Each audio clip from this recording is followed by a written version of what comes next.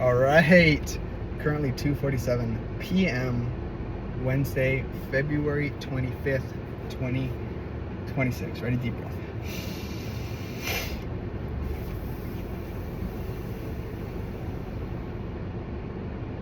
That is called the physiological sigh, something I learned from Andrew Huberman. I use it all the time, especially while I'm on the doors. All right, so this is going to be the first I guess, outward-facing video that I've done in a minute. I know the last one I did was that grocery haul. So here's the thing. I record videos all the time. I actually have a playlist since I moved out here to Texas from Alaska, and I've got like 319 videos so far, and it's probably, I don't actually know the total amount of hours. It's got to be like over 100 hours of content, just me talking to myself. There's a lot of reasons that I do it. There's a ton of utility in kind of having a conversational participant and speaking to a camera, so I've learned a lot about that skill set itself, and I've gotten a lot better at it. Ugh. I have acid reflux at times, and so if I unnecessarily burp, just know it's actually not unnecessary. So anyway, I'm in my area right now. If you don't know me, my name is Kyle Matson. I'm 20 years old. I'm going to be turning 21 next month. And I live in North Texas, kind of in the DFW area. And essentially what I'm doing with my life right now is I'm trying to build a career as a professional solar salesperson. I don't like the word sales. I feel like it's got such a negative connotation just because there's a lot of scumbags and there's a lot of manipulation and sort of bad things and negative associations when it comes to sales as a profession. But sales is actually like it can be a very noble profession. And at the end of the day, we're all consumers. We all buy products. And so like there really is such thing as a transaction between two parties where both parties benefit from the transaction. And you know, we're buying stuff all the time, and it isn't always like products. You know, a lot of the times it's people, it's ideas, it's ideologies, it's, you know, political views, stuff like that. And so yeah, I think sales is just really important, and it's just something that applies to all of our lives as people and consumers in general. So that being said, sort of where I'm at right now, this is going to be, I've got roughly 2 years cumulatively in this industry. I joined right when I was 18, right about to turn 18 years old, and then I actually took almost a little over a year off. So I would have had 3 years, but I got out of it, and that's a story for another time. And moved back here in March of 25, and so we're coming up on a year back in the industry. And I'm just at a point where I'm a pretty proficient appointment setter, and I just need to get to the point where I'm a proficient closer so that I can start making real money, because there's a massive growth curve. Essentially, there's like basically the amount of money you make as a closer, it's exponentially more than as an appointment setter. And just to put it into perspective, you're essentially looking at around 800 to 2,000 per deal as an appointment setter, to, you know, 4 to 10K, probably more like an average of like 5K per deal as a closer. So it's pretty crazy. And then the other thing that's really cool about it as well is like, I'm genuinely helping people out. I'm actually putting people in a much better situation in this market that I work in. So essentially, I work for a company called Sunrun. They're a $4 billion publicly traded company. They're the industry leading solar company. We partner with Tesla. You've probably heard of Tesla. We partner with previously Home Depot, Costco, Lowe's, and then there's a TV show called The Property Brothers with Drew Scott. We work with them. And there's also a huge company called NRG. They own Vivint, I believe, and they also own one of the retail electric providers out here called Reliant. And so really what I do for people, because Texas is an island state when it comes to the utility grid. It's weird because, and I guess this excludes Alaska because, you know, that's kind of their own thing. That's where I grew up. But anyway, Alaska's rates are crazy as well, but solar doesn't make as much sense out there. Texas is an island state. What that means, so there's an east and a west electrical grid that are not connected to one another. And Texas has basically all of the energy that Texas uses, it is produced and stored in state. So we had a huge snowstorm a couple years ago back in 2021, and that was it's sort of an event that revealed how unstable and weak our grid is for the amount of load that it currently has. At the end of the day, it's just supply and demand.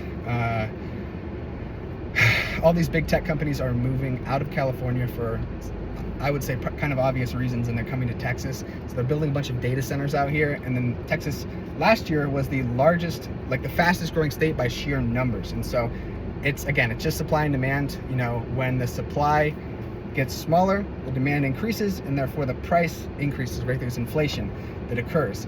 And that's something that's happening right now in Texas for energy costs at an unprecedented rate. Not only that, but basically kind of what happened in California a few years ago, and I guess it's still currently an issue, to where they have to do something because of that supply deficit called peak hours, where it gets really expensive when there's the most load on the grid, and then also something called rolling brownouts and rolling blackouts, which is essentially scheduled outages for when essentially the grid is pulling more than it has to offer. And so they do that in order to prevent large-scale outages. Those are coming here. Those are coming here. This is a state entity. They're a government, I don't know if you call it an agency, but a government department here called the Energy Reliability Council of Texas, or ERCOT. And yeah, they forecasted that by this year, we're going to be in a 6% deficit, and by 2029, we'll be in a 32% deficit. So really what we're able to do for people, because at the end of the day, and it's so cool because people are already paying electric bills here. They're inconsistent, they're constantly going up, and depending on where people live, they already are experiencing outages, which are obviously no fun. Nobody likes to lose power. I've had that happen before where I stay at my apartment, and it's just like nobody wants to lose power. It's not fun. The food in your fridge goes bad, you know, your devices die, it's hot or cold, you know, your appliances don't work depending on whether or not you're fully electric or you have gas and electric. And again, so really what we do, it's called the power purchase agreement. The way that electricity works out here, it's a little interesting. It's deregulated. So there's a company that owns the actual grid itself. It's called Oncor. They're the ones that basically do the delivery, but the power itself, it's kind of it's not monopolized like the grid provider Oncor. There's a bunch of different retail electric providers. There's like 150 of them. The most common ones are Reliant, TXU, Rhythm, Gexa. There's a whole bunch of them, but all of those companies, people can choose which one they want to sign up with, right? And then that's the company that they buy their power from. Oh my goodness. Oh, for a second I thought I didn't bring my my journal, my handy dandy notepad. So I'll show you an example here just to give you an idea. Feels like I'm pitching you, but I'm not. I'm just explaining. So this is somebody's bill as TXU, right? They have a $220 total, right? It's kind of typical. And out of that total, I don't know if you can see it, but only 113 was actually for the power itself, and almost half of it, 103, came from Oncor. So we really build the problem on Oncor out here, just because a lot of times people have an affinity with whatever company they chose, because they're like, oh, I have a great rate. And it's like, sure, even if you have a great rate, number one, as soon as your contract ends, it's going up. It always does. That's just how this game works.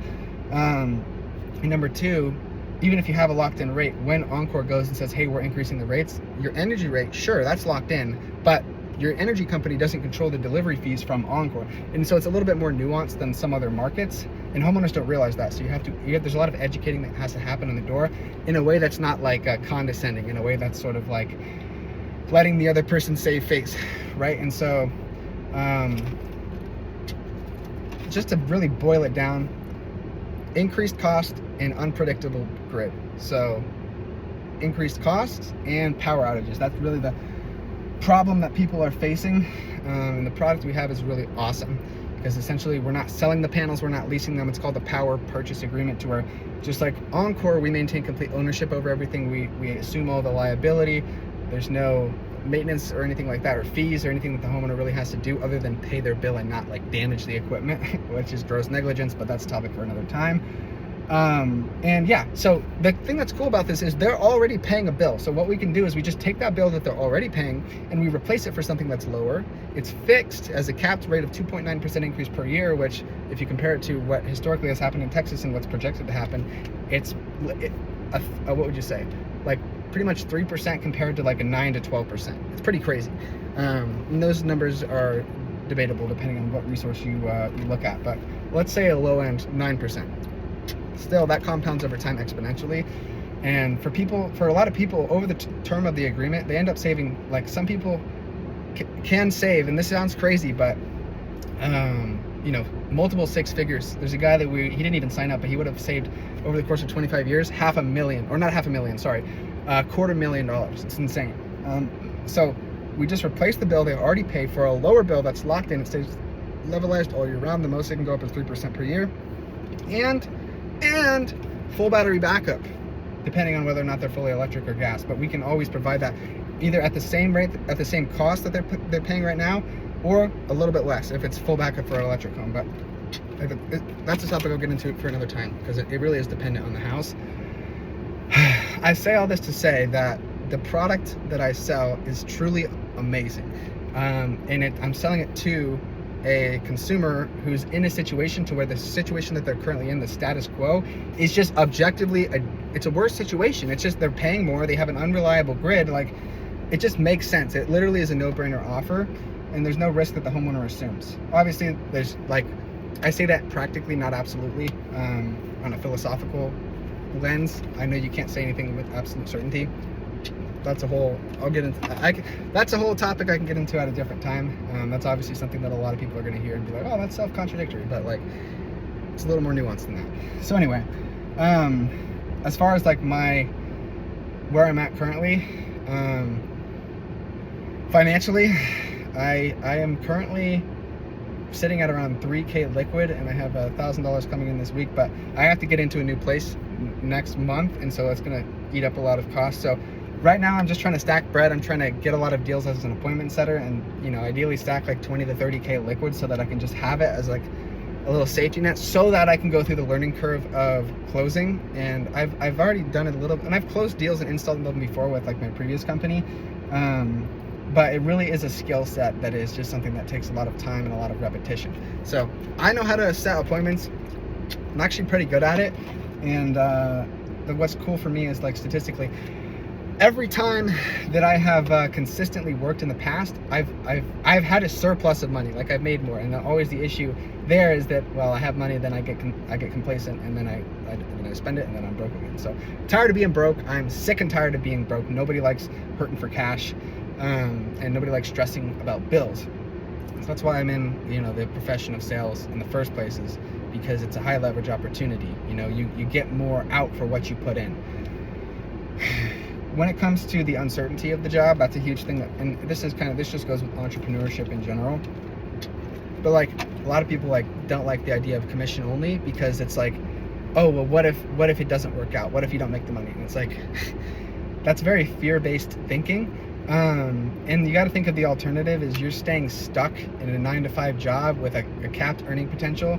And also you have a bunch of authority, which is something that I'm not a big fan of. It's not that I don't like authority, but I don't like bureaucracy. I'm much more of a fan of meritocracy. I think bureaucracy has its place, but it's not that I don't like rules, but it's just that I don't like stupid rules. And so I've had trouble in the past working for corporations that are very bureaucratic, and having to work under individuals who are not quite competent in their leadership skills and things of that sort. It's all power dynamics. Especially honestly, regardless of the gender, if anything, I would say that I have a harder time working under females than males, but I've had issues with both of them. And I'm not a misogynist. I can get into that topic a different time. But let's see, is there anything else that I wanted to kind of hit on? There's really a lot to this game, and I just trust the process. I know that I'm helping people out. I know that I'm capable of doing this job. And my job is really just like, I'm a filterer, like I'm a prospector. I'm not like an alchemist where I can turn water into gold. I'm like a prospector. I'm like a gold, what's it called? I guess just a gold prospector I'm sifting through all these people. The two hardest parts of my job is, number one, timing, and I would say number two, trust. But honestly, I think trust is a little bit of a harder hurdle to overcome than timing. But I like Hormozi's framework of sales is essentially the transfer of belief between one person and another, and then the bridge or the medium through which or by which the trust or through which the belief transfers to the other person is a bridge of trust. So you might say that sales is a transfer of belief over a bridge of trust, and that's a helpful framework to have. And then also when it comes to like this job, it's helpful for me to zoom out as well and think of, there's two quotes that I really like, and I was just thinking about this today. Number one is from Hormozi, and it is, "I cannot fail if I do not quit." And like, it's just I don't know, it's the law of large numbers. It's that sort of the and also it also kind of plays into the principle of unequal distribution as well, which is something that applies very heavily in sales, but it applies everywhere in different ways.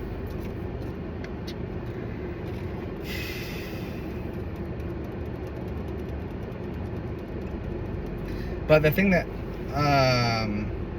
I guess that, I know I said two quotes, but I'll just leave it at that, because the other one was just essentially something that I thought of today, which isn't really a quote, but it's like, I know that if I just stay consistent and I just keep continuously improving every single day and getting better at this job, then eventually it's sort of like this idea from James Clear, which is the law of latent potential. And he uses this as an example to where essentially it's like, let's say you have an ice cube, right? And you put this ice cube in this controlled room where it's 0 degrees Fahrenheit. And every single hour somebody presses the thermostat button and it increases by 1 degree Fahrenheit, right? So after 31 hours, this guy is sick and tired of pressing this button, and he thinks to himself, oh man, I've been pressing this button every hour for 31 hours and nothing. This ice cube is still frozen.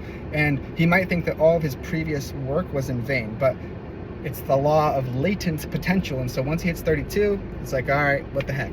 In 33, he starts to actually notice some difference. 34, all of a sudden, you know, a couple hours later, it's melted just like that. And so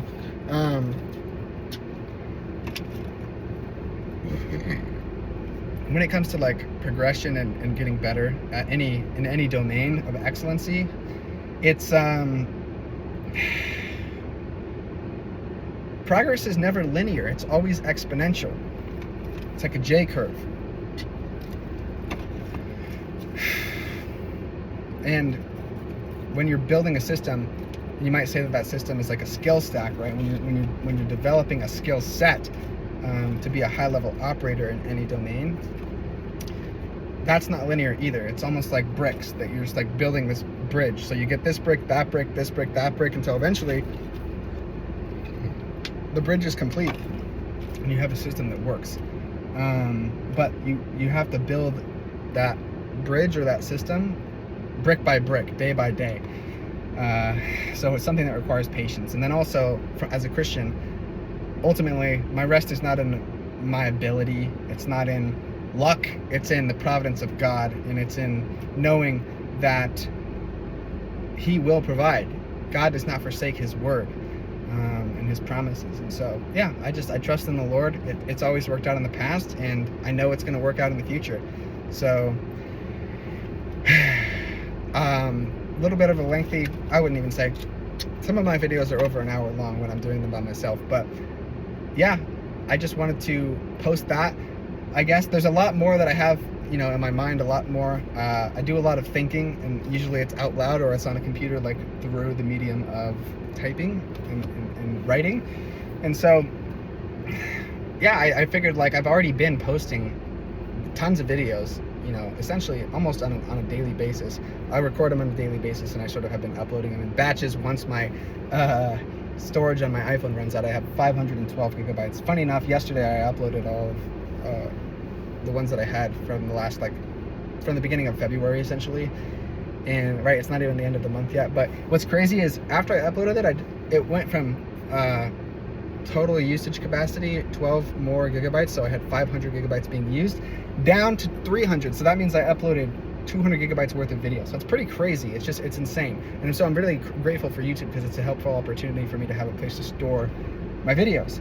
And one of the things that, I don't know if I already mentioned this, but one of the things that made me like kind of want to start posting again, is just thinking like, okay, like, look, I'm already doing this, like, I'm already recording, for my own sake, so I might as well post them, because like I'm pretty confident with the amount of consistency that I have, and I would say the amount of sauce that I'm and like actual like valuable ideas that I'm talking about in these videos, like they might be helpful to somebody else. And also it's like, I just think that if I had all my videos public, which I wouldn't do because they're very personal and a lot of things in there, like I don't hold back, what would you say, anything.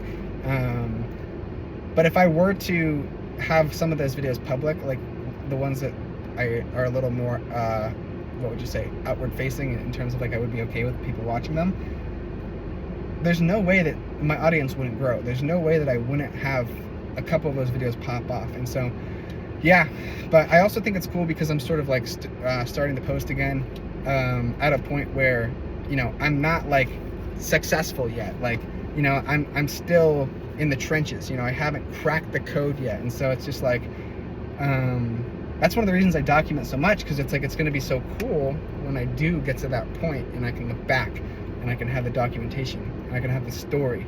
I don't want to say immortalized, but like saved in the medium of video. So yeah, I'm about to get started for the day. It's now 3:08 p.m. and get started at around 6:30, so that leaves me with about 3.5-ish hours.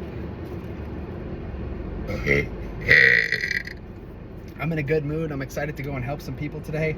And yeah, I've got a lot of wins already stacked up on the day. So it's going to be a good day. My goal is 2 same-day closes. One thing that I like to frame my mind around, the mental model I like to use for this job, is like, I'm not here to go through the motions. I'm not here to go and work and make no money. I'm not here to just go and get a bunch of maybes. Like, I hate wasted. I hate wasting things. I hate inefficiency in systems. And so it's like, my job is, yes, I'm a sifter, but I'm also a sniper. Like, if I can go out and just find a couple people, just find like one person per day, a reasonable human being in a good mood, who is open to saving money on a bill they already pay, with the addition of having a predictable flat rate for their bill and full battery backup, somebody that's open-minded to that, which again is a no-brainer offer, and they sign up, like, if I could just do that, then it's like, I get my deal, each deal per day, and I go home. Like, then I can reward myself. And especially when I hit a certain metric, then I can go and do real fun stuff, go travel, go see family, go see friends. And like, that's what excites me, is just the amount of leverage and opportunity that there is in this job. And in sales in general, it's just like, I can go out and just become extremely effective and yeah, just go snipe. Just like, all right, boom, bang. All right, got it. Let's go home. So let's go do that today. Go get 2 same days, go home. That's the plan. So I guess maybe I'll make an update tonight, or we'll see the next time I post or make a public facing video. So